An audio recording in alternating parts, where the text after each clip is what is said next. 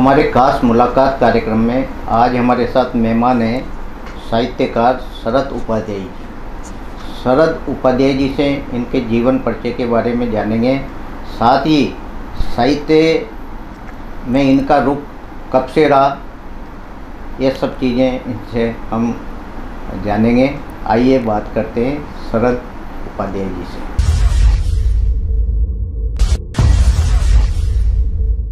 शरद जी, आपका हमारे स्टूडियो में बहुत बहुत स्वागत। बहुत बहुत दिनेश सर, धन्यवाद, आपका बहुत बहुत आभार। शरद जी, आपका साहित्य के प्रति मोह कब से रहा, यानी आपके बीज कब से अंकुरित हुए और किसकी प्रेरणा से हुए? जी, एक्चुअली साहित्य के अंदर जो मेरा रुझान है वो बचपन से ही रहा।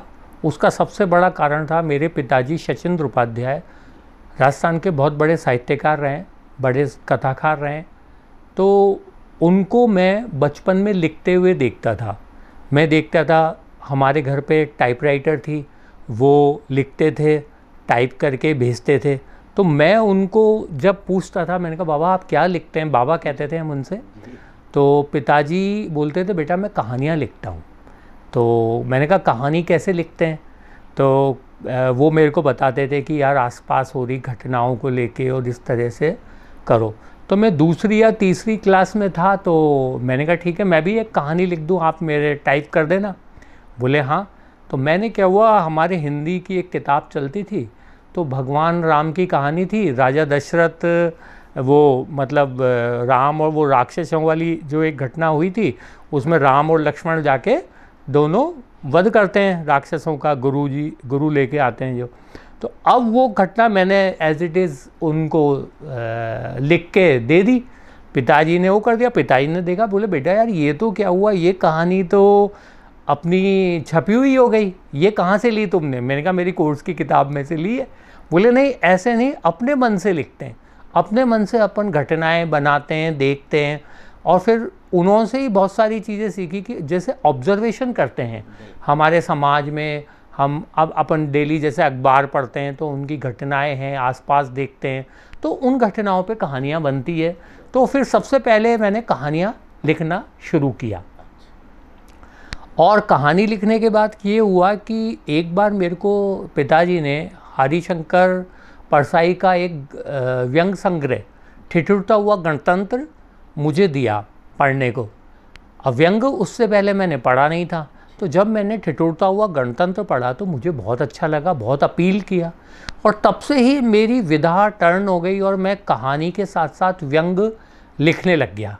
तो ये उपाध्याय जी, आपने किन किन विधाओं में लिखा और कितना लिख चुके हैं अभी तक? एक्चुअली क्या है कि बचपन से ही बहुत कम उम्र में ही पिताजी चूँकि क्या है थे कि बहुत ज़्यादा आर्थिक स्थितियाँ उन दिनों अच्छी नहीं थी, लेकिन फिर भी घर के अंदर क्या सारी मैगज़ीन्स हैं, अखबार हैं, किताबें हैं, बहुत सारी चीज़ें आती थी।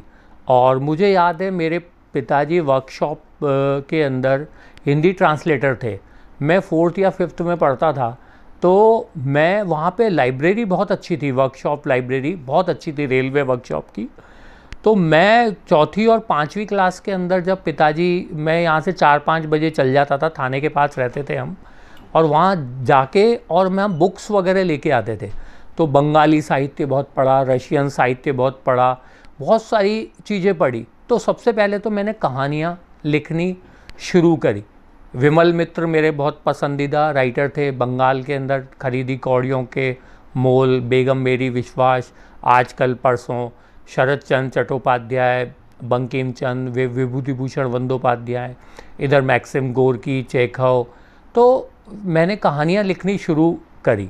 लेकिन फिर जल्दी ही जब से मैंने हरिशंकर परसाई को पढ़ा तो मेरी विधा में व्यंग बहुत प्रमुखता से छा गया। और दूसरा एक और कारण ये रहा कि जब हम कहानी लिखते हैं तो कहानी लिखने में समय बहुत ज़्यादा लगता है, और जब हम छपते हैं तो उसमें बहुत ज़्यादा वो लगता था। लेकिन व्यंग के अंदर क्या था, उस समय देश के अंदर जगह जगह जो अखबारों के अंदर कॉलम छपते थे, और कॉलम छपते थे जैसे नई दुनिया में अधिबीज छपता था, दैनिक भास्कर में छपते थे व्यंग, राजस्थान पत्रिका उस दिन हर संडे को व्यंग छापता था, इतवारी पत्रिका में छपता था, दैनिक नवज्योति जल तरंग के नाम से छापते थे, जनसत्ता, अमर उजाला, दैनिक जागरण, नवभारत टाइम्स, तो सभी जगह क्या है व्यंग प्रमुखता से छपता था और डेली वहाँ पे कॉलम्स वगैरह थे। तो मैंने एक काम ये किया कि उसमें बड़ा त्वरित रिजल्ट मिलता था।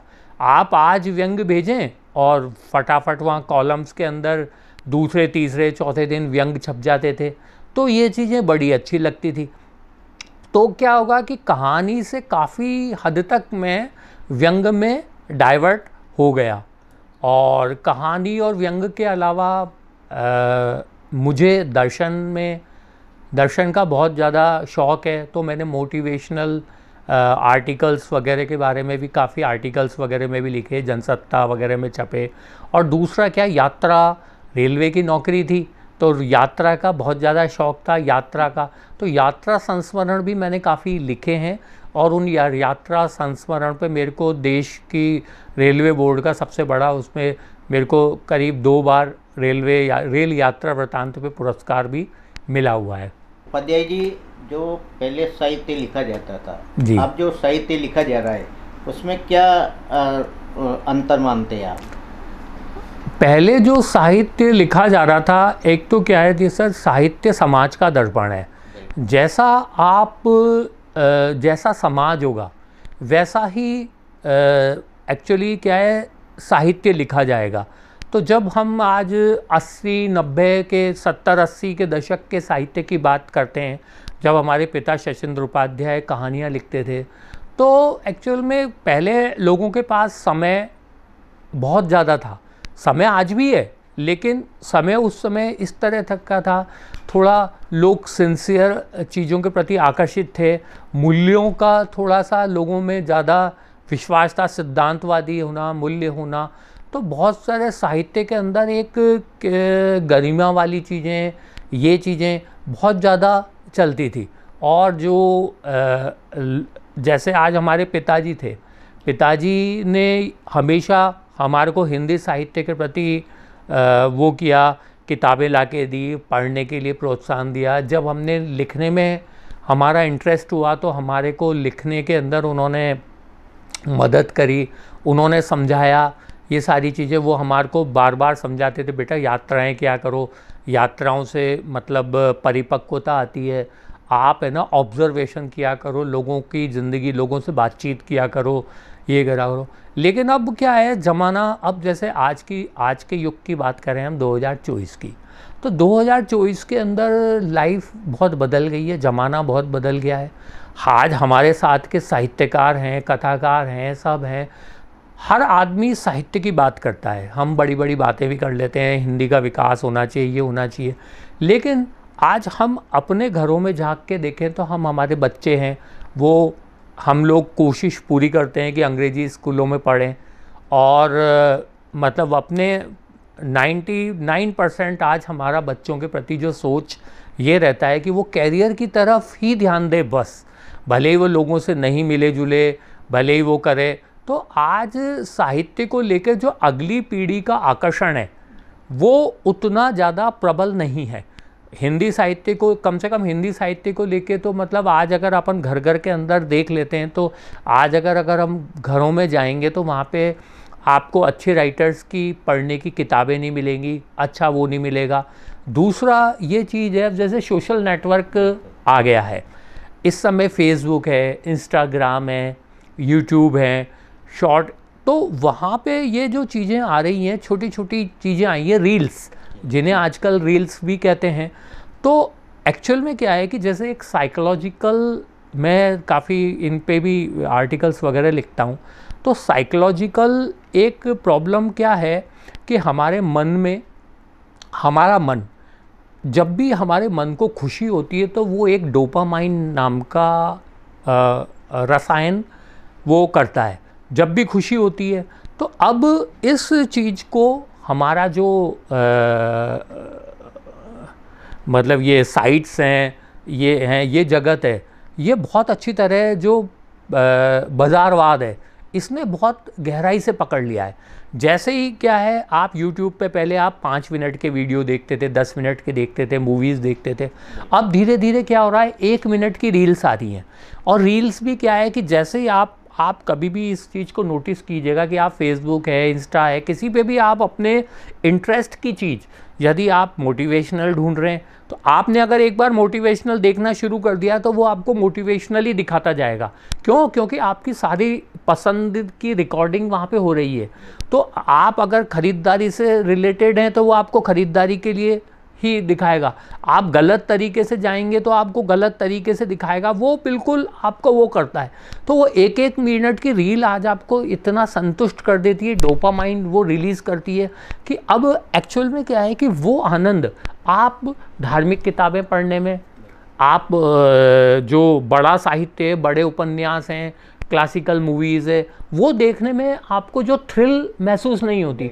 तो आप ये देखिए, आप अपने घर पे जाके देखिए, लेडीज़ हैं एक मोबाइल लेके बैठ जाती हैं तो वो रील्स, कंटिन्यू रील्स है, यूट्यूब है, बच्चे एडिक्ट हो गए। तो वो एक एडिक्शन बिल्कुल, अगर आप उसकी आप स्टडी करें तो ब्रेन आज की डेट में जैसे ड्रग्स का प्रभाव ब्रेन पे पड़ता है वैसे ही सोशल मीडिया का प्रभाव उस पे पड़ रहा है। तो अब ऐसी स्थिति में एक बड़ी चुनौती होगी साहित्य के लिए कि वहाँ पे आप एक अच्छी कहानी, अच्छी कविताएं, क्लासिकल एक बड़ा मोटा नॉवल 300 पेज का, 200 पेज का, क्यों? क्योंकि आदमी की आदत को तो जो बाज़ारवाद है, मार्केट ने ऐसा बना दिया है, इस तरह का बना दिया है कि वो चीज़ें बिल्कुल बदलती जा रही है। उसको इंस्टेंट, भाई जहाँ पे आदमी को संतुष्टि मिल रही है, जिस चीज़ में संतुष्टि मिल रही है वो काम वो पहले करता है।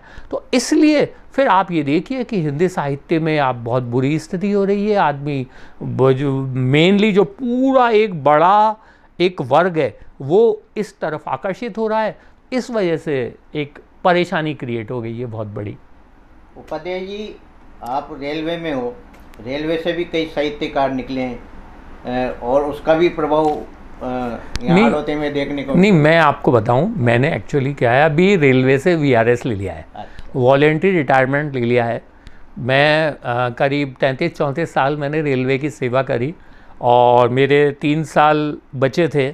तो अचानक बहुत समय से काम करते करते मुझे ऐसा लगा, तो पिताजी भी मेरे कहा करते थे कि बेटा 20 साल की हो, तो जैसे मैं आज वो बता रहा हूँ कि हम अपने बच्चे से नहीं कह सकते कि आप बेटा आप लिखने के लिए ऐसा कर दो, लेकिन हमारे पिताजी हमारे से कहते थे यार बहुत अच्छा राइटर बनना, बहुत अच्छा करना। तो 3 साल पहले मैंने रेलवे की नौकरी से VRS ले लिया। तो मैं VRS लेने के बाद मुझे लगा कि अब मुझे बाकी समय जो मेरा है वो राइटिंग के अंदर मैं काम करूं। तो मैंने हालांकि व्यंग संकलन, व्यंग और कहानी पे तो काम किया और कुछ किताबों पे भी काम कर रहा हूं, लेकिन इसका एक और थोड़ी सी वजह यह थी कि मैं कुछ स्क्रिप्ट राइटिंग वगैरह का मेरा कुछ काम चल रहा था। बम्बई के अंदर सिनेमा प्रोडक्शन है तो वहाँ पे अभी मेरी 2 शॉर्ट फिल्म्स भी बनी और कुछ मेरे इस तरह के, अब वहाँ पे तो ये है कि काम मिलना थोड़ा सा अभी एक चुनौतीपूर्ण है क्योंकि वहाँ बड़े बजट होते हैं, बड़ी चीज़ होती है, लेकिन फिर भी मेरे अभी कुछ प्रोजेक्ट्स वहाँ पे चल रहे हैं। तो मैंने अपने बची हुई लाइफ के लिए सोचा, मैंने कहा कि यार अब जब तक शरीर में ताकत है, जब तक जान है, तब तक ये है कि रिटायरमेंट नहीं होगा, क्योंकि मैं अपने मन का काम कर रहा हूँ। तो अब ये है कि पिछले 2 साल से मैं लगातार अपने इन चीज़ों पे काम चल रहा हूँ और कुछ प्रोजेक्ट्स बार बार ऐसा लग रहा है कि मतलब वहाँ डिस्कशंस होते हैं, ये होते हैं और इस तरह से कुछ काम चल रहा है। वहाँ पे भी कुछ वेब सीरीज़ वगैरह का इस तरह का काम चल रहा है। ये है। उपाध्याय जी, आपने जो रचना या जो व्यंग्य या कहानी जो लिखा वो हमारे दर्शकों को सुनाए। बिल्कुल। आजकल जो विज्ञापन चल रहे हैं, विज्ञापन के अंदर बड़े बड़े ब्रांड, हीरो, स्टार्स आते हैं, तो वो मतलब रोज़ाना जैसे ही हम टीवी खोलते हैं तो वहाँ पे विज्ञापनों का इस तरह आता है। तो उसी पे मैंने एक लिखा है, दीपिका, आलिया और मेरी मजबूरी। मुझे समझ में नहीं आता मैं क्या करूँ, आखिर बात ही ऐसी है। विज्ञापनों ने मेरी परेशानियां बढ़ा दी हैं। मैं लाख अपने पर नियंत्रण रखने की कोशिश करता हूं पर नहीं रख पाता, किंतु इसमें मेरी गलती नहीं है। मैं सीमित बजट वाला आदमी भले ही 2 समय भरपेट रोटी नहीं खा पाता, लेकिन जैसे ही कैटरीना कैफ मुझसे टीवी पर कहती है कि तुम यह क्रीम लगाओ, तो मैं भला कैसे इनकार कर सकता हूँ। और फिर मैं कहूँ भी क्या, कितने प्यार से देखती है वो, आंखों में आंखें डालकर मुस्कुराती हुई। इतने प्यार से तो कभी बीवी ने भी नहीं देखा। उसने तो अपना सारा समय लड़ाई में ही बिता दिया, सो मैं मजबूर होकर क्रीम खरीद लेता हूँ। वाकई बहुत अच्छा लगता है। नहीं तो हम अपने ज़माने में हीरोइन की मुस्कुराहट देखने के लिए तरस जाते थे, पर अब ज़माना कितना बदल गया है। एक 20-25 रुपए की क्रीम के लिए खुद कैटरीना कैफ बोल रही है। सचमुच मेरी तो आंखें गीली हो जाती है। कितनी मजबूर होगी वह, नहीं तो ऐसे कोई बोलता है क्या। और फिर हम गप तो नहीं मार रहे। उसने खुद हमारी आंखों में आंखें डालकर कहा कि भाई तुम ये क्रीम ले लो। और फिर सही बात तो यह है, चलो गलती से कह दिया तो कोई बात नहीं, भाई मुंह से निकल गया। हम जैसे साधारण आदमी से भला ऐसी बातें कोई क्यों करेगा। पर 1 घंटे में 5-5 बार, और वो भी सभी के सामने। एक तरफ हमारा पूरा परिवार बैठा है, दूसरी तरफ कैटरीना प्यार से बोले जा रही है। हम तो शर्म के मारे मर गए। हमने झट से दूसरा चैनल बदल दिया, पर दीवानगी देखो, वहाँ भी कैटरीना कैफ। अब आप ही बताओ हम क्या करते। एक क्रीम के लिए भला उसका दिल कैसे तोड़ सकते थे। और फिर वो तो बेचारी यहाँ तक कह रही थी, ट्यूब नहीं खरीद सकते तो कोई बात नहीं, 5-5 रुपए के किफ़ायती पाउच ही ले लो। हमसे तो बेइज्जती बर्दाश्त नहीं की गई। हम झट से क्रीम की बड़ी ट्यूब लिए। पता नहीं आजकल हम में ऐसा क्या जादू हो गया है कि सभी हमारे पीछे पड़े रहते हैं।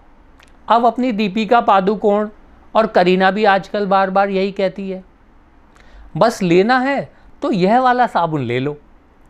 हमने बहुत कहा भाई हम आजकल कैटरीना के कहने में चल रहे हैं, उसे बुरा लगेगा।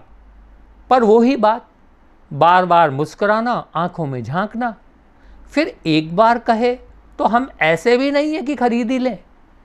जब मिले तो एक ही बात, भाई ये वाला साबुन ले लो। अब कैसे दिल तोड़ पाते। सो खरीद लिया, और वो भी 3-3 बट्टी। पत्नी को शक भी हुआ, क्या बात है, जिंदगी भर तो मिट्टी से नहाते नहाते बीत गई, अब ये खुशबू वाला साबुन कैसे। अब क्या कहते, बस चुप्पी लगा गए। अब उनकी इज्जत थोड़ी उछाल सकते हैं।